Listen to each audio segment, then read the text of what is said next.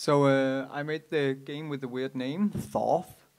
And I think I'm just going to start out by showing sort of an audio teaser demonstrating the audio design done by Søs Gunvar and Christian Vogel.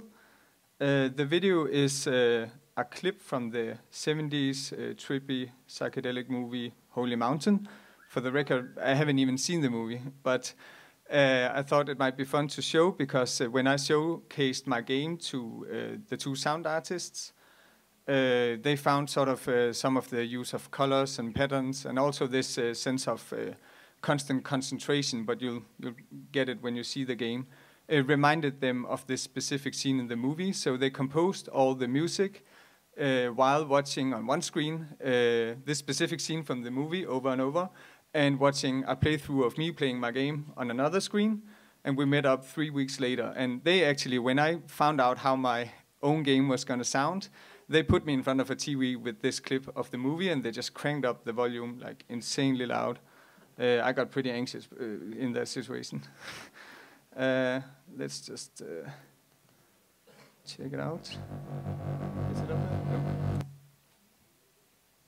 I just have to do this. Yeah, okay.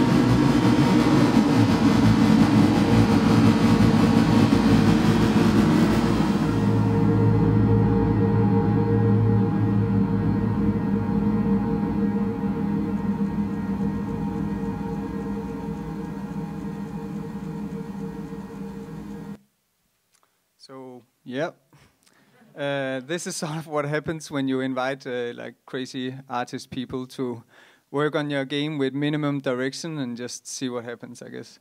Can I get that one back? So, yeah, check out these names. They are both extremely talented sound artists. Christian just released an album just some weeks ago. It's really extraordinary stuff, I think. Just very quickly about me, I'm a designer and programmer. My name is Jeppe, and you can follow me on Twitter if that's your thing. Formerly, I was a part of Curated, where I was sort of lead on everything gameplay related, so designing puzzles and tweaking the game and the feel of the game and getting the difficulty just right. So I worked on both Limbo and Inside. In total, I was there for 8 years. While we developed Inside, I also did some independent work on the side, like in the weekends and at night. And I did the game 140 with Jakob, who's also here, which is like an abstract music platformer. He did a really cool live performance at the party, if you were there. That was cool. Turned out for me it wasn't super healthy to work full-time and do a game on the side. So I got a little stressed out. So I learned from my mistakes and I went part-time near the end of Inside because I felt the urge to do something independent again, which is THOTH, and it's coming out in a few weeks, so I'm almost there.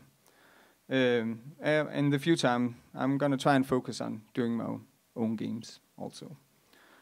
The inspiration for THOTH is these classic arcade games. On the left, it's Geometry Wars, which I played a lot on the Xbox 360 back then. And more recently, I've played the classic arcade game Robotron, you see on the right, on the arcade.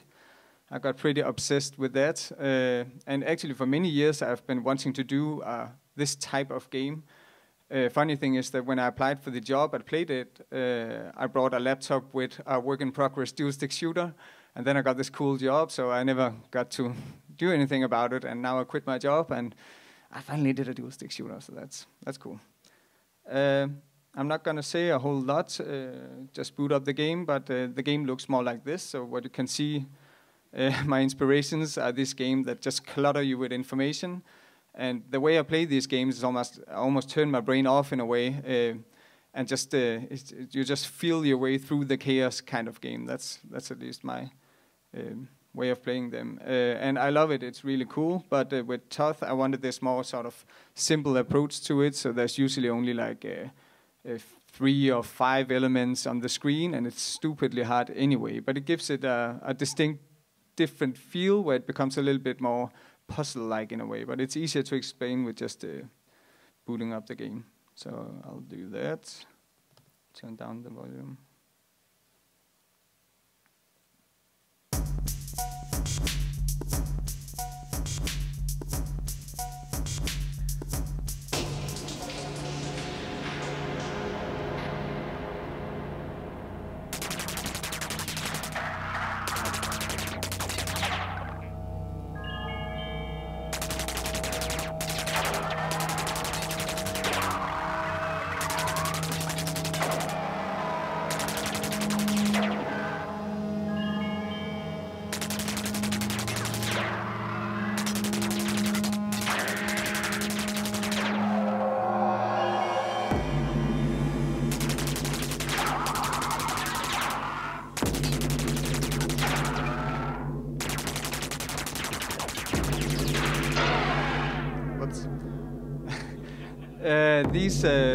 These first 4 levels is actually the essence of the Game Jam prototype I did 2 years ago. There was just like 15 of these levels with just cubes and walls, and it was much faster and much more difficult. But that was sort of the initial thing. And I guess what I liked about it was, for example, this feature of the enemies becoming faster when you kill them, so they're actually more dangerous when you kill them, and it gives this feeling that each round intensifies just about when you're about to sort of win the round. That's when the game is most intense. And I think that very simple thing worked very well.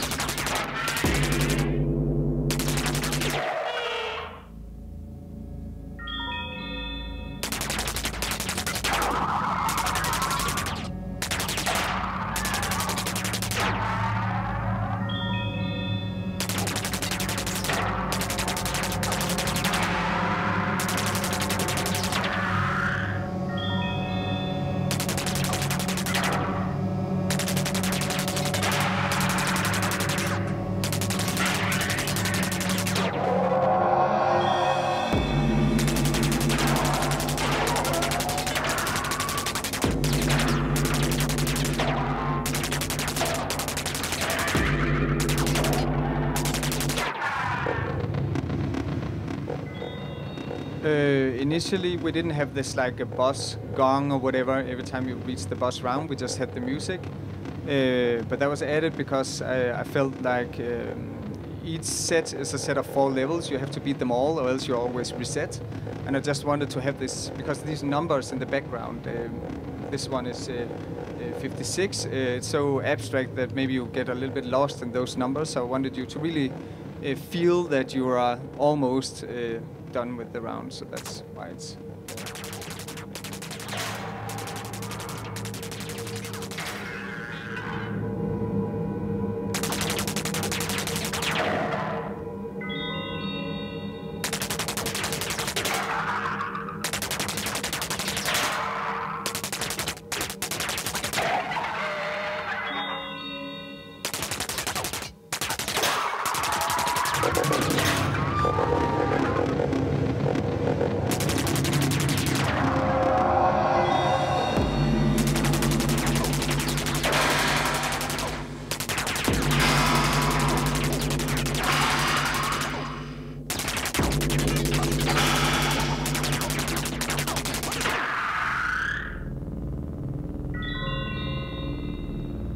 This set of levels is probably... yeah, the idea in this level is that these lines of dots, they toggle on and off every time I kill an enemy. And I think when I came up with this idea, I sort of knew what the rest of the game should be in a way. That was sort of the seed of inspiration in a way, where the sort of gameplay identity in the game is that you have to sort of choose your target, and you have to be ready to deal with the consequences of taking him out. And that's sort of the way everything works in the game. So you can see it here. If I take out this guy, I can get out of this sort of room I was stuck in. And if I take this one, it opens up over there. And take out the last one. And it gives it this sort of, you have to really think about who you're going to kill. Yeah, that one was a trap.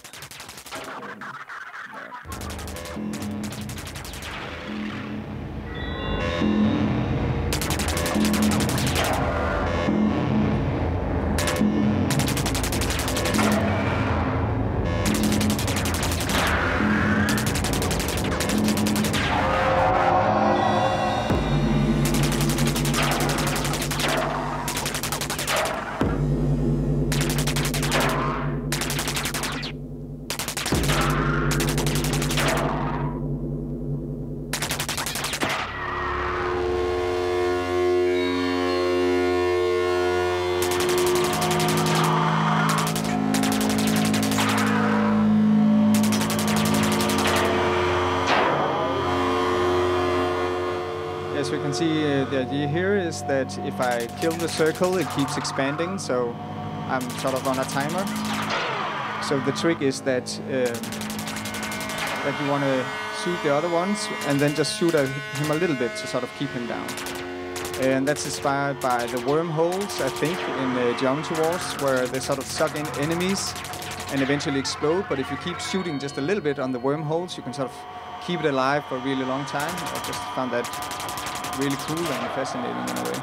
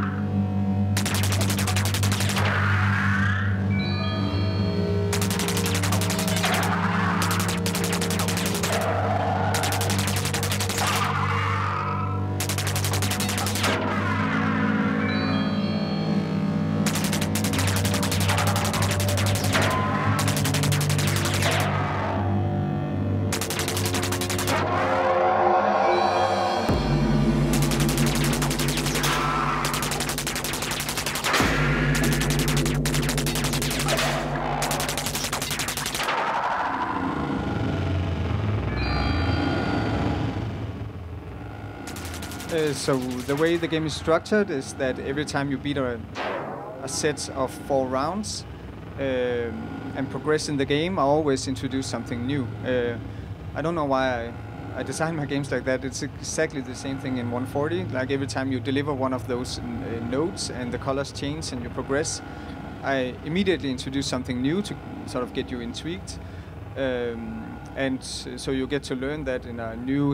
Here you get to learn the new mechanic in a level with no consequence. If I die, I can just restart.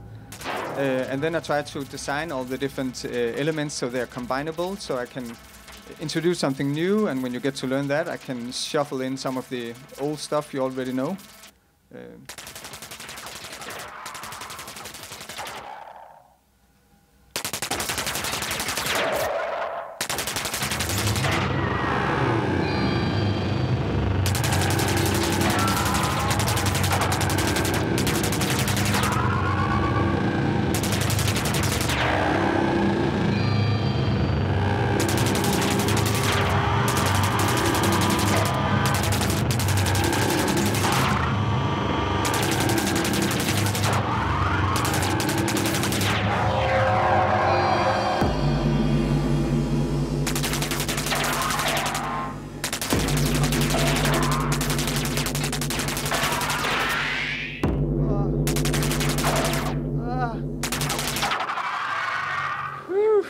Okay.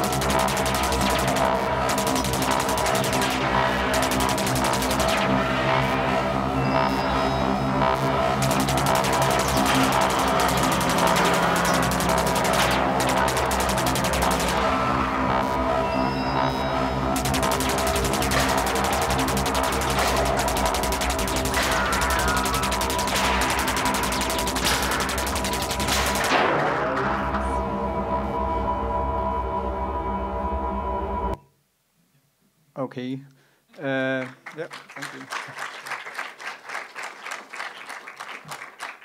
I think this game, to some degree, is like it's interesting as a game developer that you have the ability to make like a toy for yourself to play around with for a very long time. And the games I have been done in the past is like games with very low replayability in a way. And this is really me, to some degree, making a game for myself to enjoy for a very long time. So the whole game was structured as this countdown. So you complete the game when you hit 0, which is way harder than I make it look. But after the game, exactly because I'm too good at the game, so the 64 levels is not that big of a challenge, the game just keeps going in a way. So it goes into modes of procedural generation, where you have to beat longer stretches of levels. And eventually it goes into like extremely hard remixed versions of all the 64 levels again, but now only with 2 checkpoints, one at 32, and then you're just at 0. And yeah, it's all just, it was made for myself to extend for how long I would be able to enjoy the game myself. Yeah, and it might be funny to show that before I invited the graphics artist to help me, the game looked like this. So this is very close to how it looked at the Game Jam game. So it's quite similar in many ways. It was more based on wireframes and stuff. So it looked like this. And I almost completed the entire game. I had all the 64 levels before I invited both the audio guys and the graphics artist on board. So this is when I met up with Nils, who is the artist who also did the graphics for my previous game, 140. We played the game a bunch, and I waited, I don't know, 3 weeks maybe or so. I didn't hear from him. And then eventually he sent me like a Dropbox share with lots of stuff, and he painted over all of the levels, sort of. So this is what he sent me. So it looked like this. The only direction I gave him was that I really wanted this number somehow. It wasn't in my initial graphics, really. And I think it was really important for because it's so goddamn frustrating, but this number is very motivating, and especially when you get close to 0, the game gets ridiculously brutal, but you just need to get it down to 0. And you don't even have to explain anything. That's why it's counting down instead of up. It's just like you can sort of naturally, intuitively figure out that 0 must be the end. But yeah, his graphics look like this. So it's not completely the same, but almost.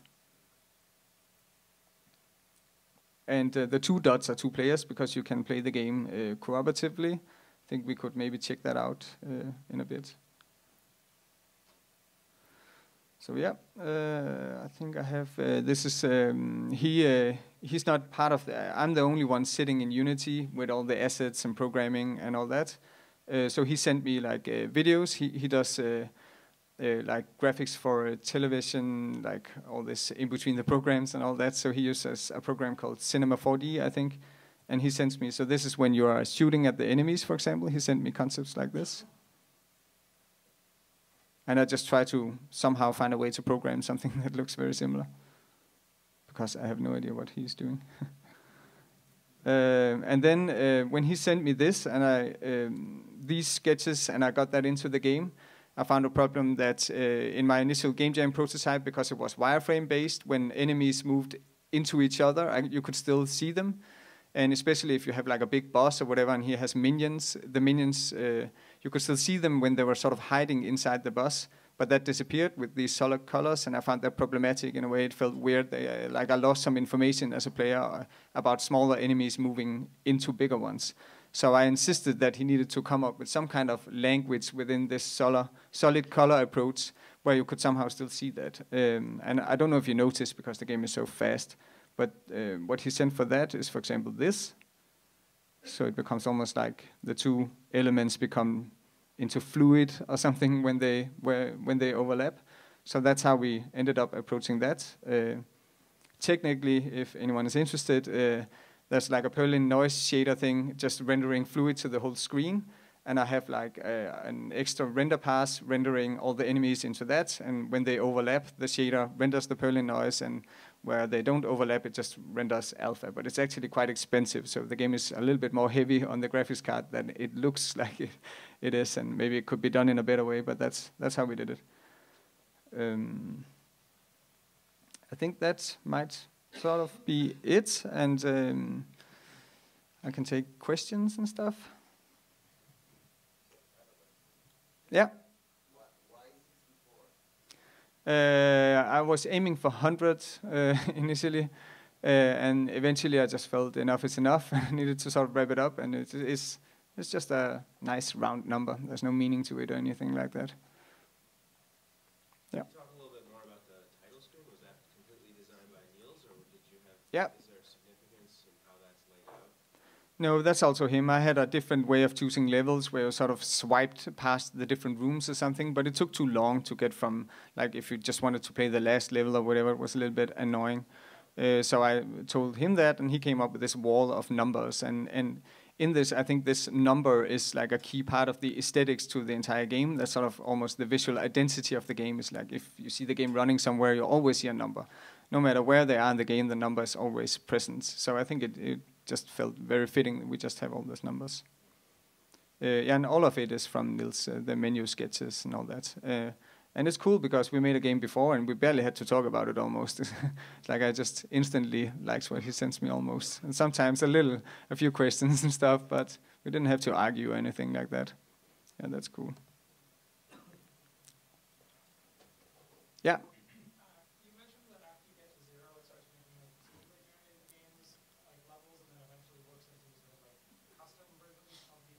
Yeah.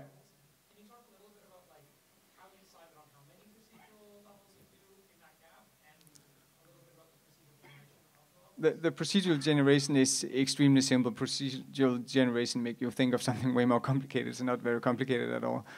So I just hand-made a tons of patterns, of layouts, of cubes, and then question marks. And all the question marks can be replaced by any mechanic that I have plugged in is compatible with this pattern. And then very quickly, when you have several question marks, you start to get enough combinations for it to sort of make sense and feel like you can't completely predict what's going to happen.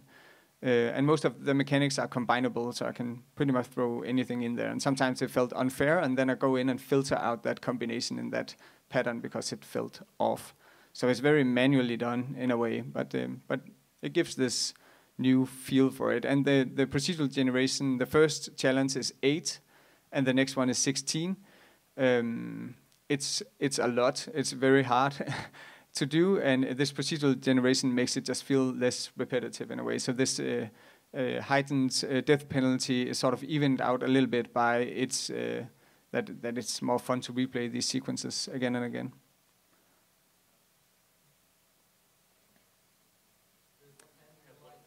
Yeah. Okay, we'll take the one up with the light. I can't see anything.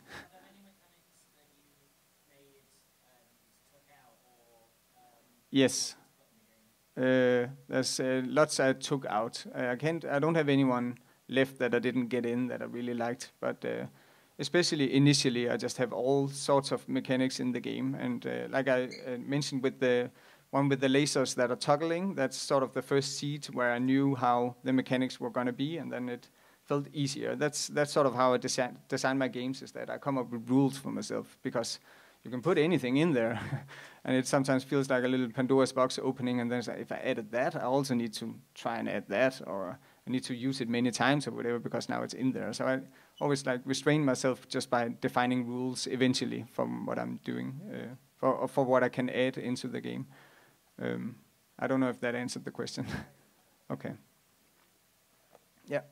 I have a question that's a little more broad. I was intrigued by when you mentioned wanting to make a game that you could play, because I imagine, I assume, like Limbo and Inside are both very content-heavy games, right? Like that's the experience. And it means that like when you after you put that content in, you're not going to be able to really go back and experience it the same way.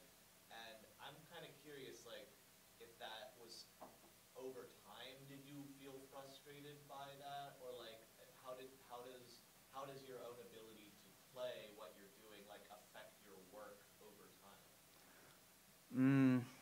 I'm not sure how to answer that, but it's definitely true that when designing levels for Limbo and Inside, you get so blind. You are so heavily needing to bring in new people all the time to see through their eyes, right? Because you get very blind to it, and you don't get to enjoy it in the same way. But with this type of game, even though I know all of it, it's still just because it's so hard, and the finesse to the controls and stuff just keeps making it enjoyable in a way. So this is closer to designing a game like Tetris or something a little bit more in that direction. I've just always wanted to try and make a game that was also just like a fun toy for myself. There's a question up by the light. Yeah. I have a quick question. Whenever I play twin shooters, I always like to see my ships being upgraded with new weapons and things like that. Yeah. Was that an element that's omitted on purpose, or?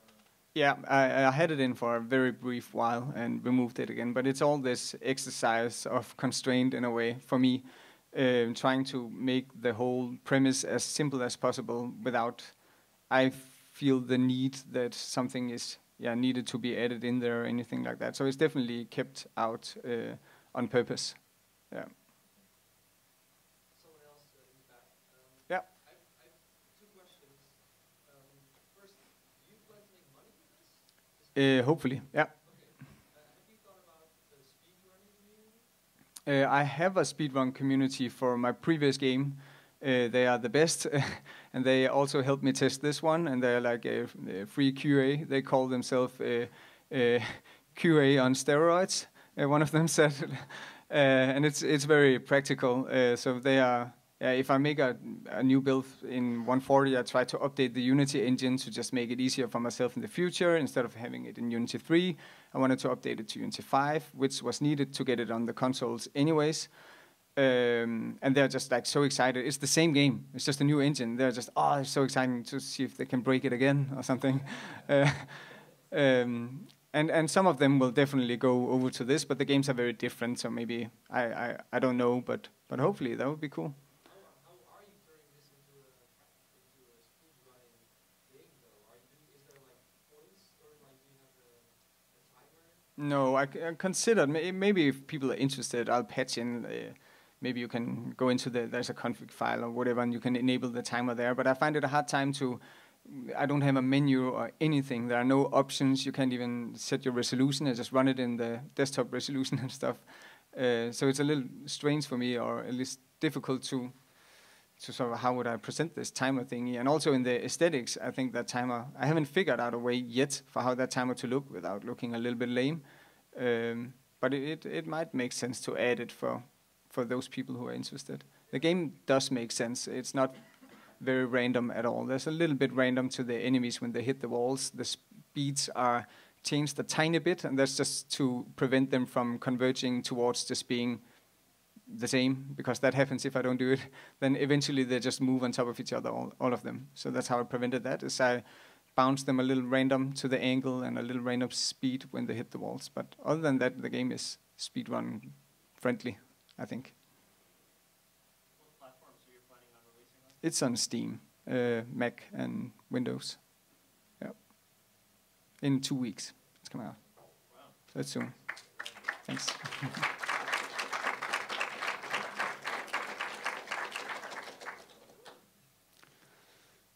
Yeah. Where did the name come from? It's mostly just a cool, strange name.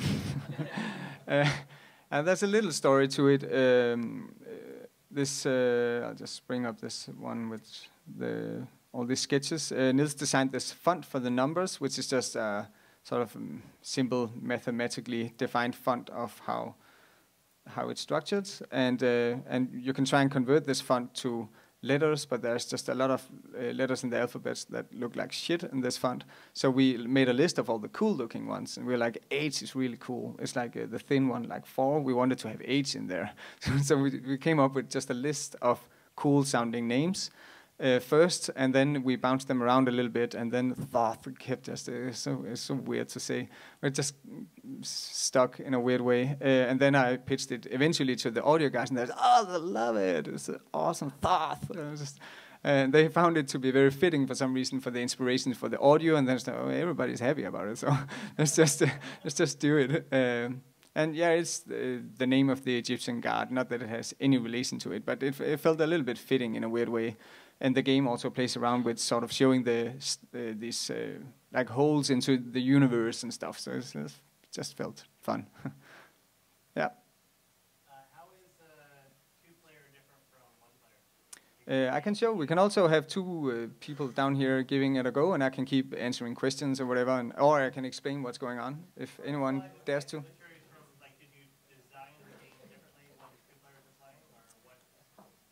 I designed all the levels so they make sense for 1 player and 2 players, if that's what you mean. It's balanced so that when you're 2 players, you deal less damage, so you deal 70%. But in total, it should be an advantage because you have 140 percentage of damage compared to just 100.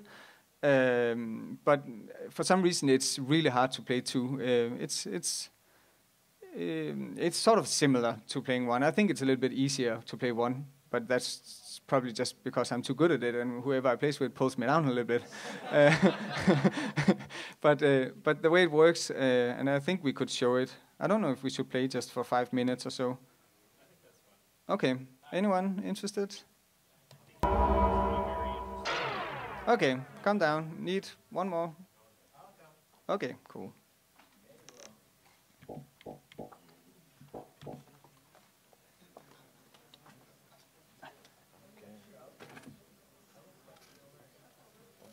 I think this is player 2, right? I think so.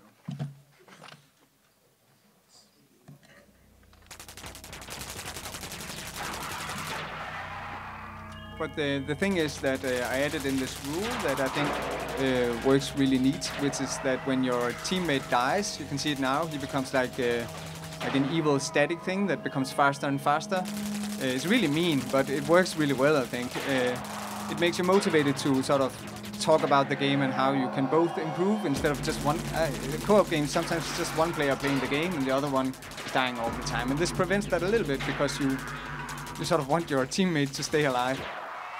And it also minimizes downtime because when one goes down, it tends to go bad really fast and both can play again. That's also how I thought about it.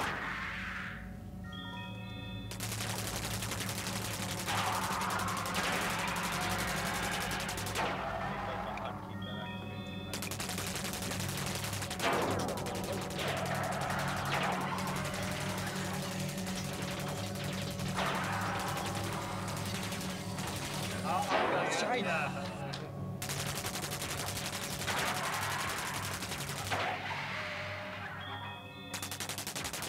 Hey, David.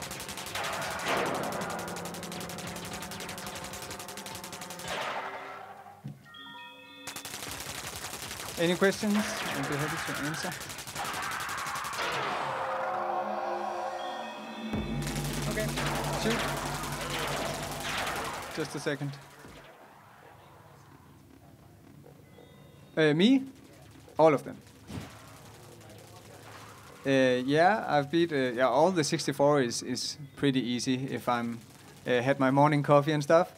The procedural generated ones you have to do in one go, so that's a given. And then you can take the 64 remixed, where the walls are made of lava and you pretty much can't touch anything. Where you have one checkpoint in the middle, but I've also managed to do that, all the 64 without dying.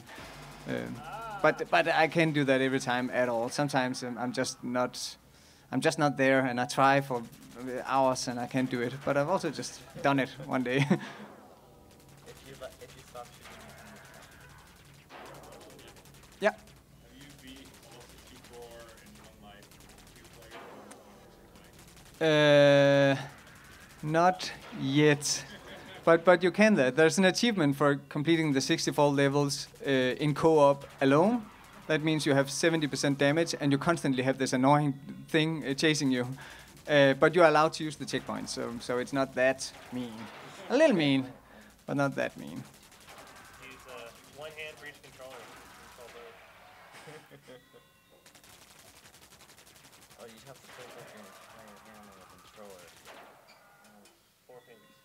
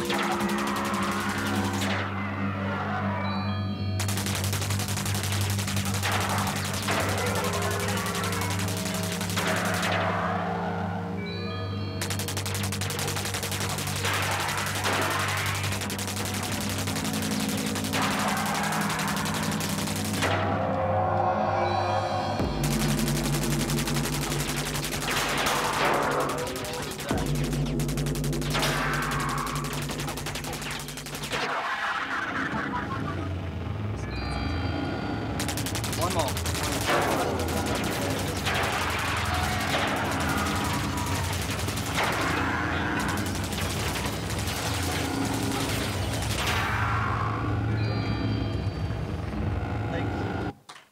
Thank you.